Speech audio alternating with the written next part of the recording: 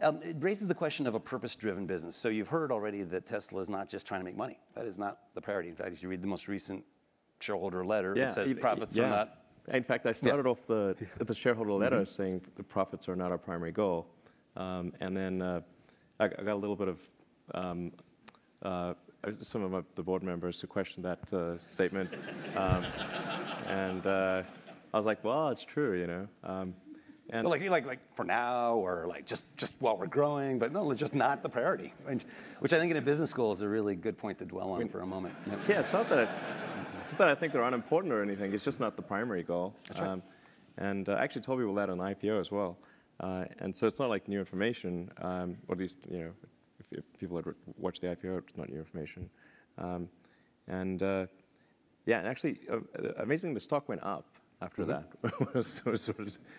I think there's a profound reason. I mean, you see the benefits of being focused on something that's a higher calling as your primary motivation. Your employees love it, the customers love it, partners love it, right?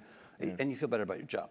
The interesting thing, the irony perhaps, is that at least within our portfolio, the companies that have that kind of a founding principle actually make more profit and grow their revenue more quickly than the ones that don't. You know, it's this low sample set, but the handful that have taken this bold of a step to say, no, that we will not make that our #1 priority, actually do a great job. And it occurred to me, and I don't know if this was conscious in your head at some point, that if you weren't wildly profitable, the auto industry wouldn't follow you. In other words, this whole mission of catalyzing a shift to a new electric vehicle isn't going to work if the business model is worse than the current business model. And so even, you know, it's the obvious byproduct of what you're focusing on. Well, not obvious, but it occurs to me that it's a byproduct. It wasn't obvious at first at all. But I'm curious if that thought occurred to you that, oh yeah, the profits will come. Or, well, we have to generate positive cash flow, or we have to generate enough cash flow to fund future developments, which requires having a good gross margin. And so I guess one could just say, okay, well, we're going to stop developing new products, and then you would be really profitable.